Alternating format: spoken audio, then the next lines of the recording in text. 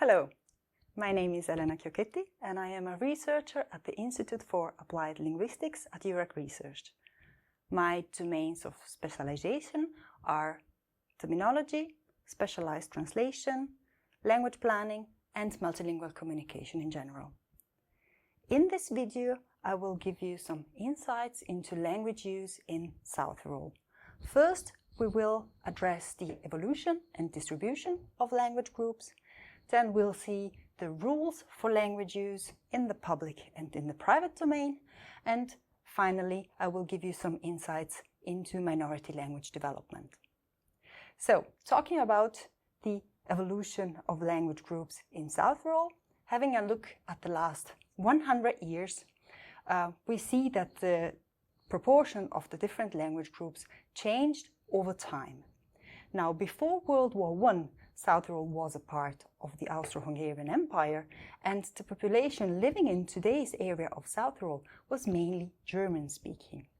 After World War I, when South Tyrol became a part of Italy, a massive internal migration of Italian speakers changed the proportion of the two major language groups.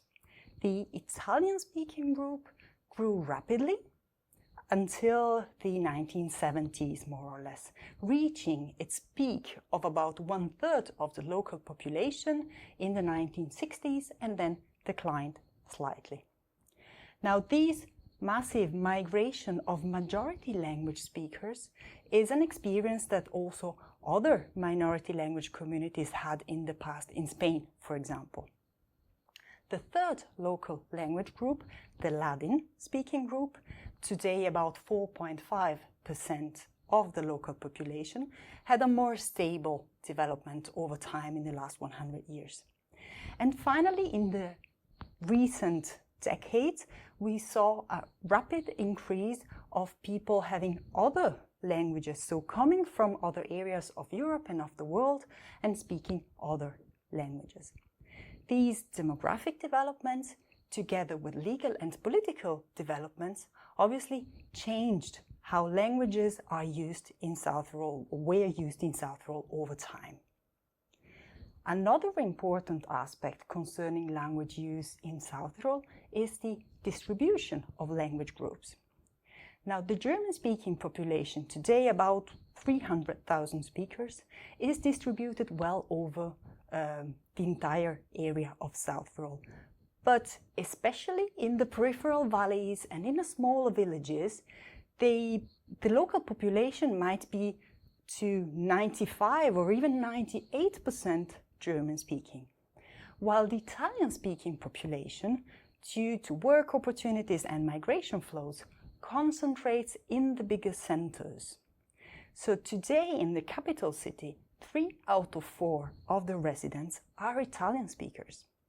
This means in practice that it is much more likely to hear someone speak South Tyrolean German in a rural village, whereas it is more likely for you to be addressed in Italian if you are in the capital city. If you want to hear people speak Ladin, you should probably go to the 2 Ladin valleys of Gardena and Badia, 2 alpine valleys in the Dolomites, where about 20,000 speakers live.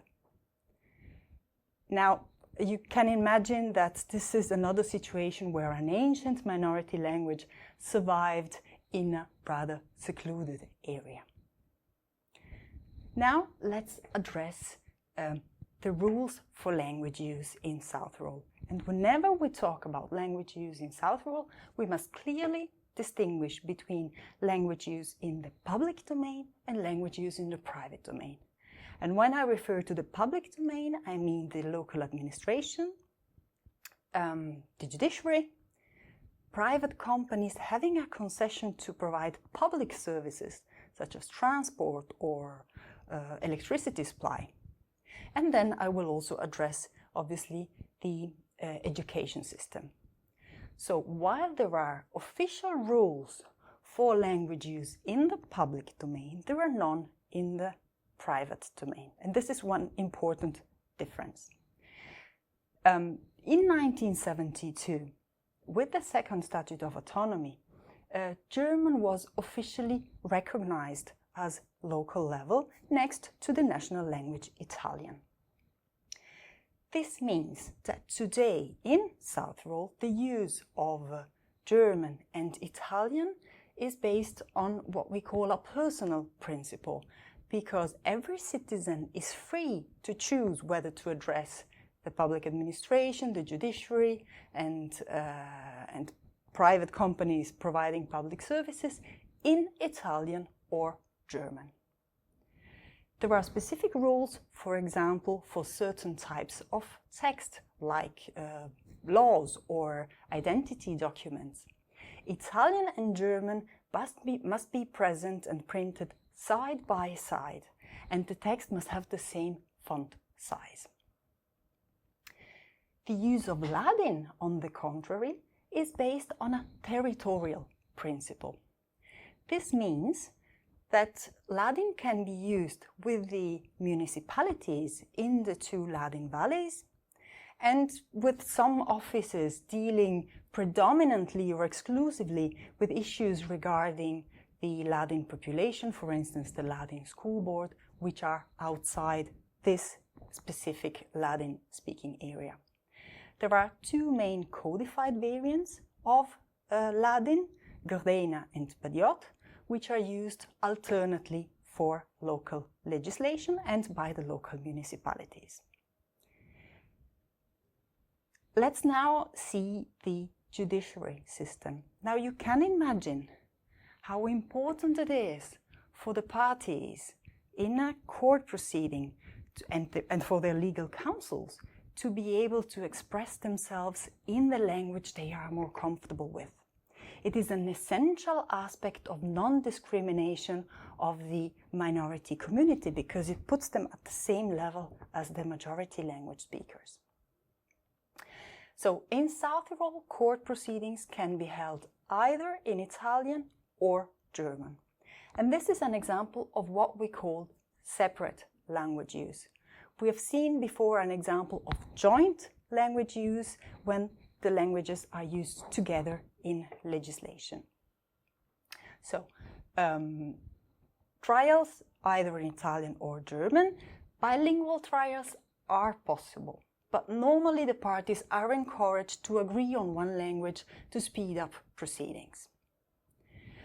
Witnesses and parties can always be heard in their native local language, and the language can be changed once every instance.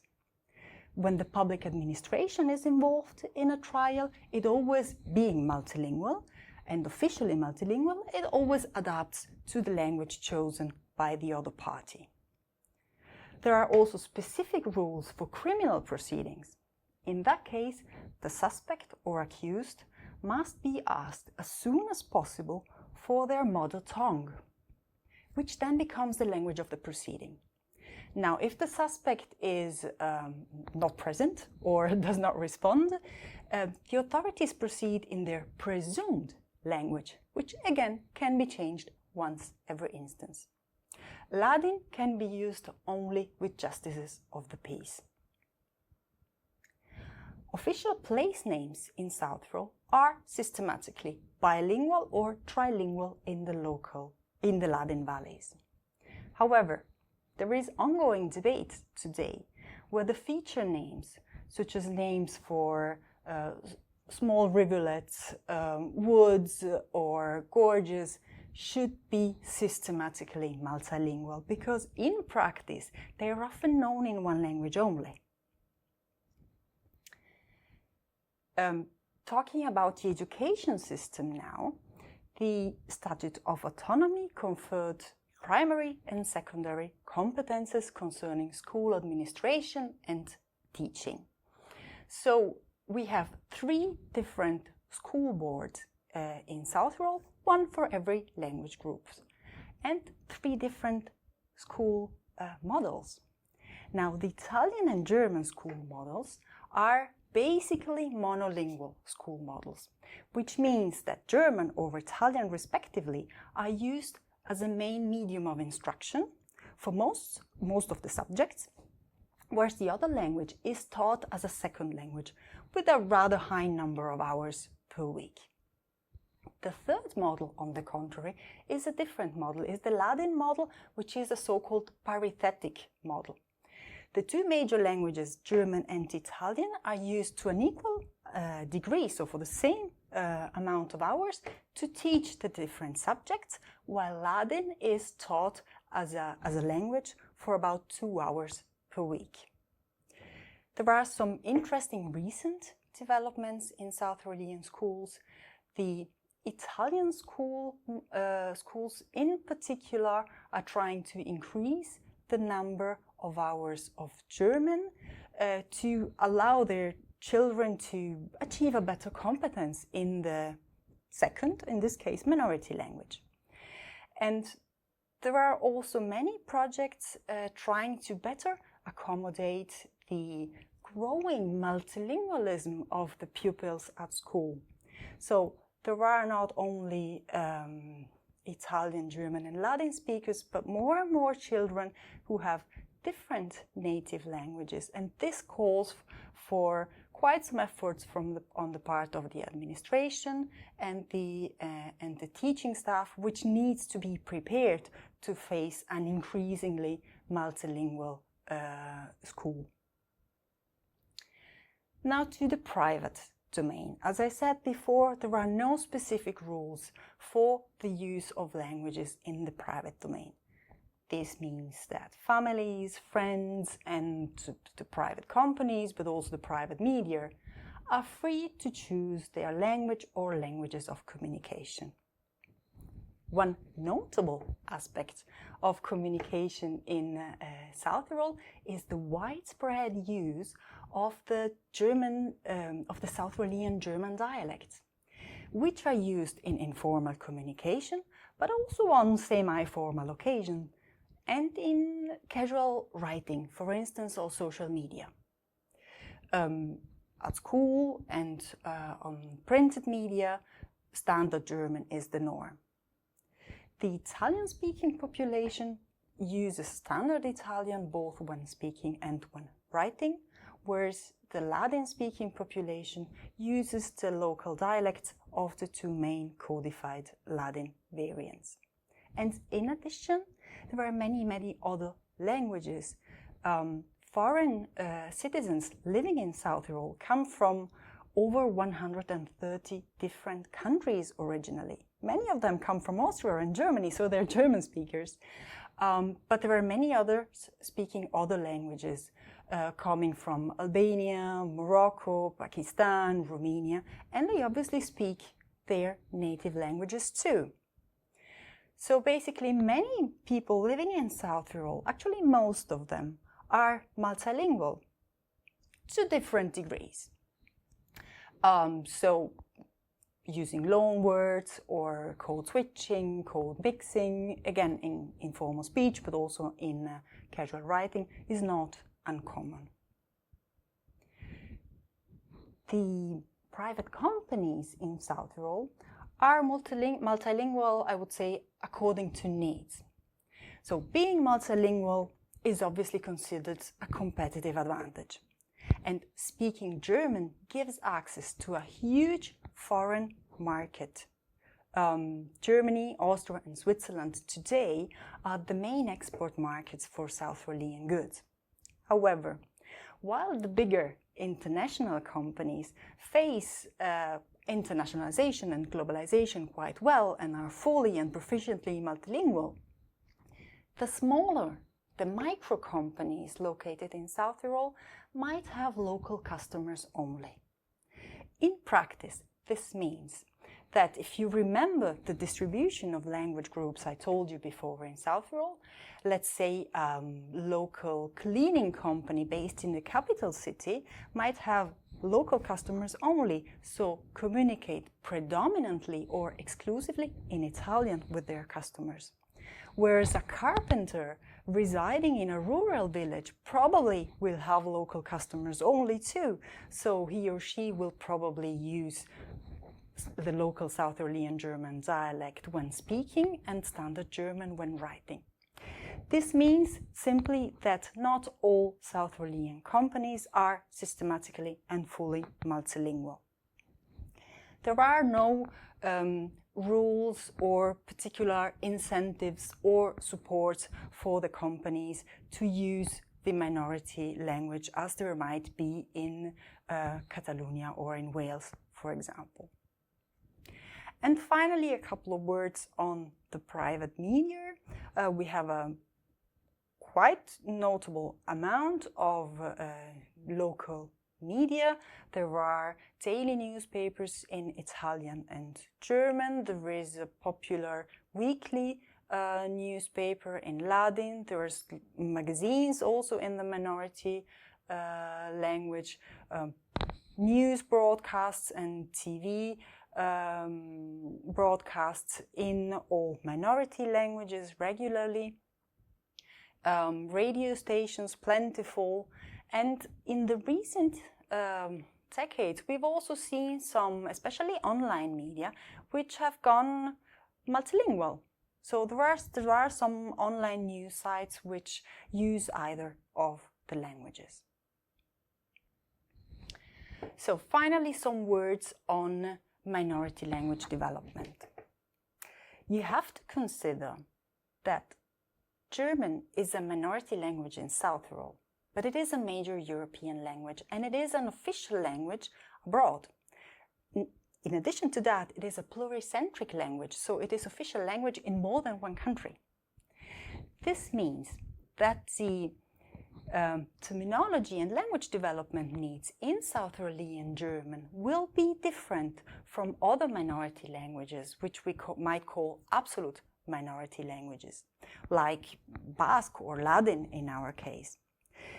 These minority languages, which are not official languages or national languages anywhere, need to develop their own specialized terminology in all domains of life. So from medicine to sports and from engineering to chemistry. Whereas South Tyrolean German normally can profit from the development of German in these domains abroad. Okay, so there is a great difference there.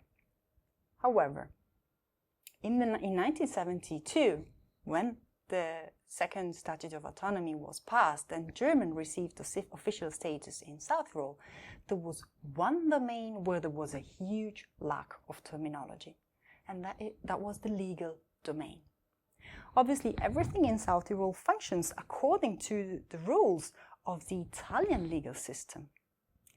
But legal language and legal terminology are very much system-bound, so they are very much linked to the legal system that produces the terminology. This means that you cannot simply steal Austrian and German terminology for use in South Tyrol, because without further research. Okay, so what we needed to do is some language and terminology planning.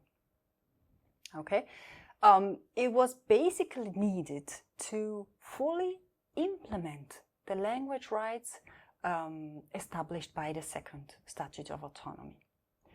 Imagine that a member of the minority language community is not allowed to use their language in court because, for instance, you don't have the necessary terminology to discuss a criminal case, for example, in the minority language.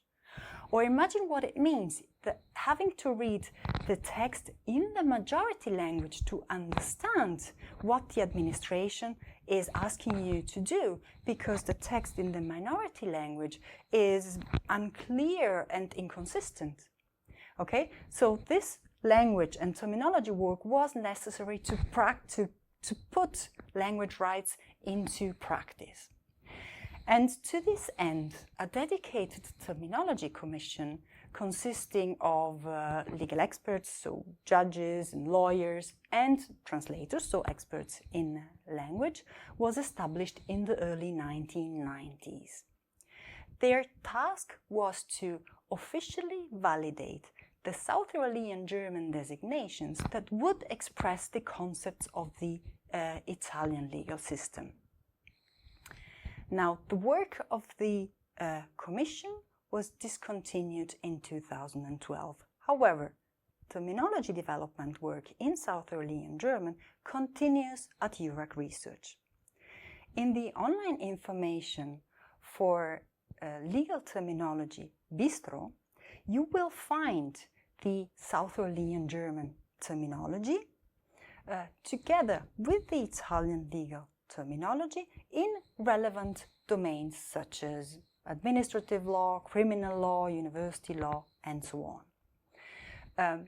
There is also partly some Latin terminology, and you will find additional information, so definitions, context of use, and other information. But not only that, when we first started developing legal terminology, one of the fears that we had in South Tyrol is that our legal language would become excessively peculiar, so that German-speaking foreigners might not understand or misunderstand us. So one thing we started doing is a legal comparison for the development of South Tyrolean legal terminology.